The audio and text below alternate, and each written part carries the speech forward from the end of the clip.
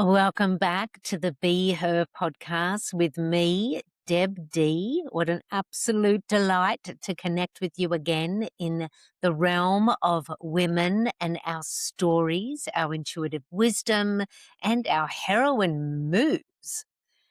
So we're at episode 8, and I just want to take this moment to say thank you to the women who have been listening to the podcast. I love to get the emails and the text messages letting me know that you're listening, also what you're getting out of the first 7 episodes. And I also know this. Most of the women listening to this podcast know me, have either worked with me or is a friend of mine or knows me in some way. And this is how all parties start, You invite your friends and then your friends invite their friends and then you've got friends of friends. So I'm going out there in this moment and saying, who are your friends of your friends? If you've been listening so far and you're with me at episode 8, it would be great if you could share the podcast with another woman or a few women in your life who you're like, you know what, this would be good for you. Hearing some stories from women, choosing heroine status, reclaiming your intuitive wisdom, giddy up, let's go. Who are those women in your life? Who do you want to invite into this podcast, our community that we've only just begun, my friends, but we are going to begin as we wish to continue, which was the title of episode 1. And I'm going to begin with my arms open wide across the world because I am on a mission to inspire and engage 1 million intuitive heroines worldwide. And this podcast is one of the major players in reaching those women. And it's not just up to me, it's all of us. We are the Be Her Collective. We're all in this together. Sure, I'm going to hold the baton most of the time, but I am passing it to you right now, my friend. Who would you like to introduce this podcast to? Because I would deeply appreciate it. Because the more of us who are choosing ourselves, betting on ourselves, which is the title of this episode, then the sooner we're going to get to the new narrative of women's leadership and just like, frankly, let's call it a better world than the one we're living in right now, where the old narrative is crumbling. We are walking through the dust. We are making our way. And any woman you know who's also making her way, show her the way to this podcast. Okay, there we go. That's Deb's little spiel. And please, I would love it. And also keep it coming with sharing your stories and your insights from the different episodes because I do love it. I do love it. So today, where are we going today? We're going today to what happens next. So in episode 7, I ripped off the Band-Aid, which was open channeling with Sage and the Blue family. And directly after that episode dropped last Friday. And then that afternoon, I'm in a minivan heading north here on the island to a 4-day writers retreat, which was perfectly placed for me because it was on the other side of Sage's birthday, on the other side of that big crossing of the threshold for me. And I was like, Mama needs a little moment by the sea and with some writers, some other creatives. And it was amazing on so many levels. And believe me when I say Sage and the Blue family, they came with me. And I had a sense that they would. I also really wanted them to be there because I had some questions. I had some curiosities after the channeling on Tuesday for Sage's birthday, that first circle, and then that extra channeling from last week's episode. So if you're listening now and you're like, damn, I missed last week's episode, you can either pause now and go back to episode 7 or just keep listening and, there's no straight lines in life. But essentially, the episode speaks about how I journeyed towards becoming the the live present channel for Sage and the Blue family, so my son Sage and the souls he hangs out with. But I also spoke about the journey in getting there, not just what came through with the channeling. So that's what I think is also a really important part of the episode that I hope is really heard by women. That I see you, I feel you, I am you, in that when we hit a threshold of who we are and we're asked to evolve, this does not mean it's easy. And we're still going to do the damn thing. That's what we're here for.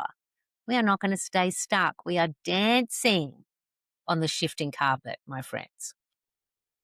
So what happened next? I went to the writing retreat mostly because I wanted to be on retreat with writers. I didn't know what was going to happen. I didn't know what exercises we were going to do. I didn't know what I was going to write. And then after I'd booked the writing retreat, that's when the channeling ended up on the calendar. So I was like, now I really don't know what's going to happen. But here's what happened for the Friday and the Saturday.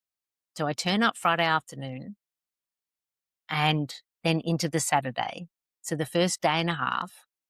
And the groups, coming together, eating meals together, doing introductions. We're doing writing activities that are fun and, helping to kind of crack us open. And the whole time I was slightly frustrated on the inside because I was like, no, I want to connect with Sage and the Blue family. I want to write with them. And nothing was really coming through. All I kept hearing was, you really just need to calm the fuck down. Do you think you need a nap? It kind of felt like my intuition, or maybe it was Sage and the Blue family. I'm not quite sure. It could have even just been, um, you know, a, a part of me that just was like, please listen to me, lady. It's like, everything's been really big. Go and lay down. I felt like a toddler, like a toddler who is throwing the toys out of the pram. Like, this is not what I wanted to happen. Even though everything around me was really amazing, the venue, outstanding. Like, we were right on the Caribbean Sea. You fall asleep listening to the waves. The people, amazing, dynamic. One of those groups where there's no ego, it's all curiosity. Like, perfect setup. And I just couldn't leave this frustration because I kept returning to Sage and the Blue family are telling me that it's about women and our leadership and just claiming the leadership. And then the leadership is going to lead us. And intuition is like us drinking the water and being able to refuel ourselves for this leadership. And it just kept swirling around. And the other thing that kept swirling around was connection versus authenticity. Because because I've said it in an episode, or maybe you can't remember, so let's tune in again. If a human has to decide between authenticity and connection, they will choose connection because of how we're wired for safety. So for us to actually authentically connect, it's a big deal. It's a big deal. And I kept kind of returning to, it's got something to do with this authentic connection because I could feel it in me because I had authentically connected to where I am at in my evolution with this channeling. So I was like, it's got something to do with authentic connection. It's got something to do with women and leadership and just being the leader, not trying to lead anyone or anything else. And I just kept circling around it, and would hear, please, it's time for a nap. It's nap time. And I did. I took some epic naps because I am a nap advocate. So I did surrender to some naps. And then by sunset on the Saturday, I'd woken up from one of those epic naps and I had just let it go. Well, I was underneath a palm tree on the sand with a couple of the other riders. No one was really riding. One of us was painting. We were just like sharing stories, being together. In other words, I just relaxed and stopped trying to find the thread, stopped trying to find what I'm supposed to write about next, because I had all of this pressure of this has to mean something. Isn't that beautiful how we do that as humans? We're given an amazing gift and then we're like, and this has to mean something big in my life. How is this going to play out in the book that I'm currently writing? What is this going to mean for women around the world? And geez, Deborah, please take a nap. And I did. And after 3 epic naps, relaxing in the sand, the story popped in. It literally like turned up right there, sitting with me at the sand. A very clear story of a time in my life when I was 15 and had to make a really pivotal choice. And like I was propelled off the sand to go and find my journal and a pen so I could start writing. And I did. As the sun set on that Saturday, the second night of the retreat, I wrote and I wrote and I wrote until the story was on the page. And then over the next 2 days, I worked with the other writers in editing and reshaping and working with the themes in the story. And I'm going to share that story with you now. And here's why. Sage and the Blue family were talking about leadership, but leadership in a way of knowing yourself from the inside, knowing what is good for you, choosing that, and then allowing that to lead you. And that sounds like a great theory, doesn't it? But what does that actually look like in a woman's life? That was one of the questions I was asking them. And this is why I believe they showed me this story, because they were like, it looks like what you did when you were 15, Deborah. And so it's story time. I'm going to actually read the story to you exactly as I wrote it in the third edit. This may get some more edits. And I'm just going to say this now. It seems a little bit bold. It's early in the process, but I'm going to say it. I really believe that this story is going to make it into the book I am currently writing, which is called The Way of the Intuitive Heroine. And you know it to be true. I'm going to be sharing some of my stories. There's going to be stories of other women who I work with and know. Plus, Sage and the Blue family, they're already like, we are on those pages. We are writing that book with you, Deborah. And I'm like, all right, giddy up, let's go. But this story, I was directed to craft this story. And I want to say this is all me. This story is all me. I may have been directed to it by the amazing light beings that support me, that support us all, but I'm claiming it. This is my story, and I want you to do the same. While you're listening to my story, I want you to think about a time when you were younger, when you knew what was good for you, when there may have been pressure to choose differently. And what did you choose? Because if you chose yourself, celebrate that. If you didn't, then you can rewire and rewrite that story. Then talk about that at the end. But for now, let's go to Australia when I was 15. My skirt sticks with sweat to the plastic chair across from the vice principal. Summer was close, and every day we count down the last days of grade 10. Before we would all be set free into the summer of 1989, we would all sit where I sat now, across from Mr. Peterson, as he shuffled the cards of our future. Deborah, the subjects you choose for years 11 and 12 determine your future. You know that. You are smart. I am sure you would agree with me, as a smart young lady, that you must choose Maths 1 and 2, physics, chemistry, and biology. I always wondered why he never unbuttoned the top button of his too tight and always ironed business shirt. My guess was that top button was his mark of authority. I don't want to study maths and science. I'm interested in theatre and history. As the dealer, he begins to lay the cards on the table. Deborah, I understand that maths and science means more study and will be challenging. But this is what you need to get the high TE tertiary entrance score that you want and need so you get your choice of universities. And there it is, layered on top of the years of "you are so smart" was the golden carrot of university. No one had ever asked me if I wanted to go to university. It was all assumed. In the Driscoll family, it was not a choice. University was the next step we would all take after high school. My father was a university professor and education was everything to him. I grew up being asked, "What do you want to be when you grow up?" And at school, I was one of the smart ones, so naturally I would want to keep learning. And more to the point, for Mr. Peterson and the school, I was one of the golden geese who could increase the overall graduating class score across the state. I knew the game I was a player in, and I was determined to play my own hand. My 15-year-old self squirmed inside my uniform, and I wanted to scratch my way out.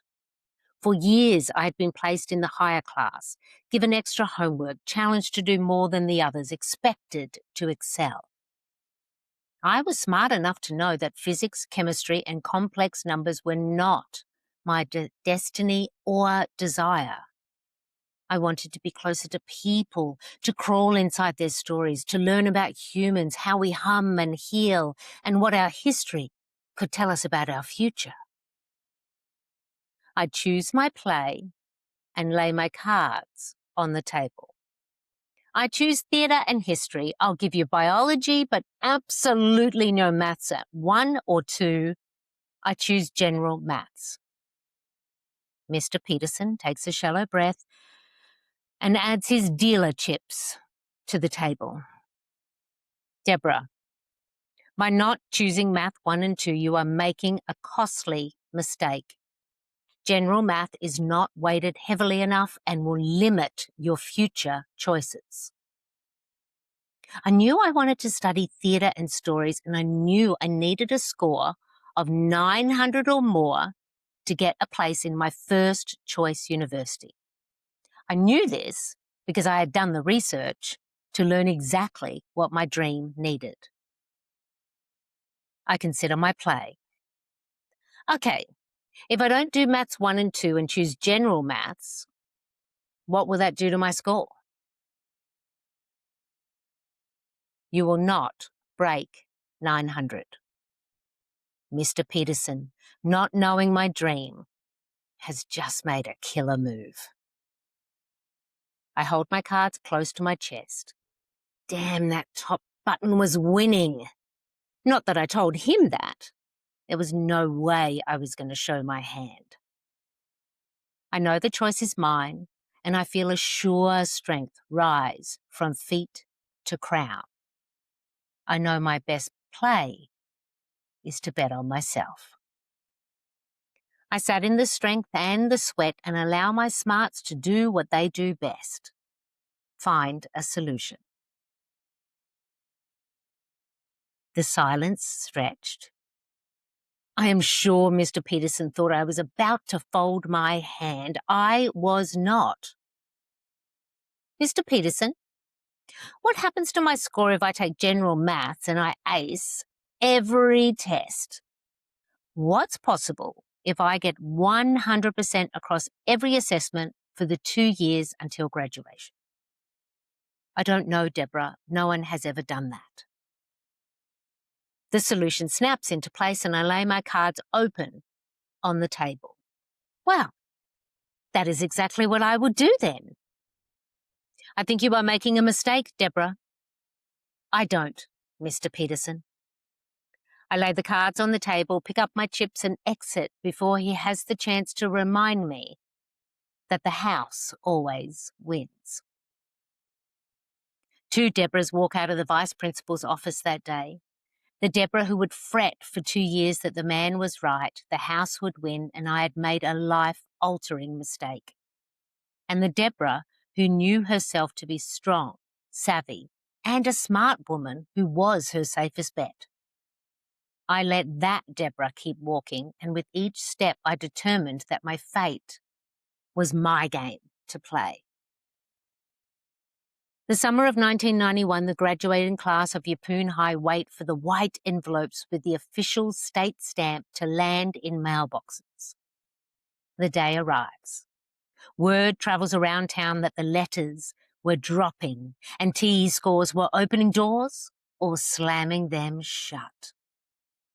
I had auditioned for the theatre and education degree at the university in the big city. It had gone well. All I needed now was a score of 900 or more. Without that, no audition would open that door for me. As soon as my letter dropped, I swooped down like a mother magpie protecting her nest, and I snapped up the envelope. I slipped past my sisters and my mother and silently shut the door to my bedroom. I would be the only witness to which Deborah was sealed inside this envelope. Would the Deborah who should have listened to the man be inside? Or the Deborah who chose her own voice? It is not easier to go slowly, so I rip the envelope like a Band-Aid. One swift rip. I unfold the top fold, then the next, and the full page is revealed. My TE score is marked in bold. 905. 9-0-fucking-5.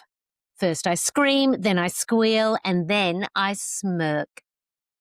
The scream is relief and delight. The squeal is my intuitive knowing that my dream has just been secured. And the smirk?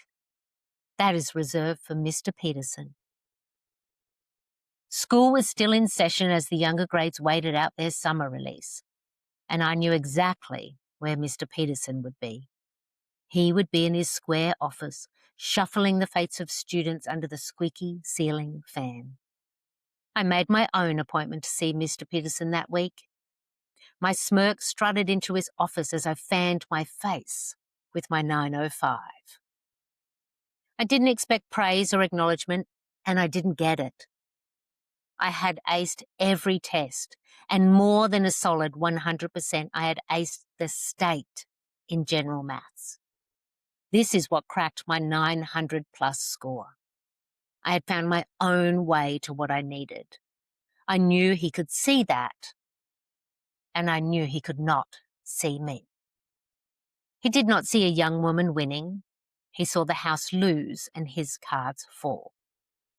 Through tight lips, he said, "Congratulations," followed by his final warning that I was lucky this time. In my mind, I crafted my response, the one that I never shared. The story of the young woman who is not lucky. She is smart, strategic, and strong enough to listen to herself and not to a man who never loosens his top button. I seal my story behind my sweet satisfaction of knowing that it was not my task to teach him of smart, intuitive women who know their value and strategize their dreams. That is not the story I am here to tell. I am not here to change him. I can't, and I won't.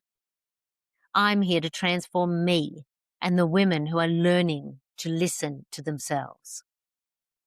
The cards are in our hands. The house still wins most of the time, and we do not need to fight the house. We turn our backs and we build our own.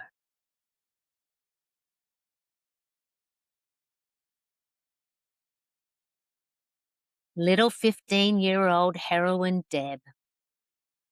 I bet on myself.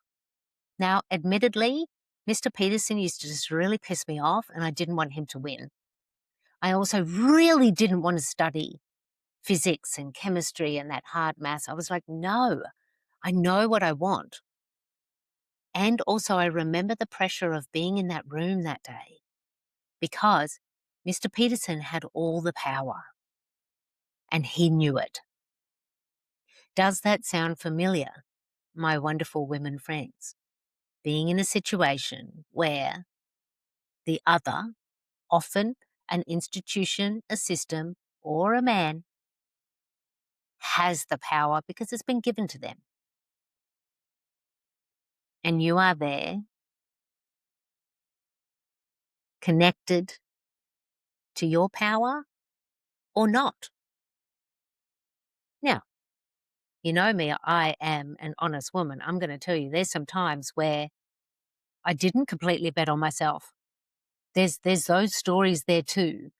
But at the retreat on the weekend, this was the story I was directed to writing because I do see it as an opening story of it's not just now that our heroine status or our intuitive knowing of who we are is challenged. It's always been challenged. And not just for us, but for women, generations and generations before us. And in order for us to write the new narrative, to build this new future, to be the leaders that we are, we need to not go back to those little sweaty rooms where the man has the power and we have to fight for it. We have to remember to bet on ourselves. Do the risky thing. Do the risky thing. And then when you bet on yourself, follow through. Like I did. Every maths assessment, I studied because I was like, I am getting 100% because this is the bet that I've made on myself. So choosing heroine status is also turning up for what that means. So how are you turning up?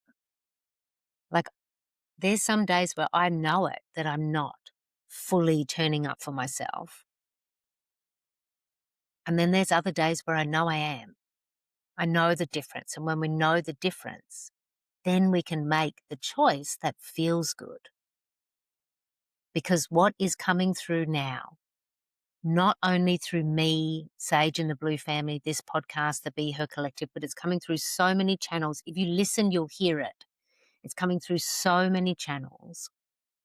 The old story is complete. The old narratives, the old structures, the power that has been is finding its way to demise, crumbling around us. Which means we get to choose. Will I crumble with it? Or am I one of the builders of the new narrative? And I say, my friend, bet on yourself. Bet on yourself. What in this story has sparked for you in your life? Is it about starting a new creative project? Is it about shifting into entrepreneurship? Is it about saying yes to your heart and reaching out and seeking connection with another? Is it about moving to a new place? Whatever it might be, wherever that bet is, we will always be up against the house. That's life. We've got to live life on life's terms.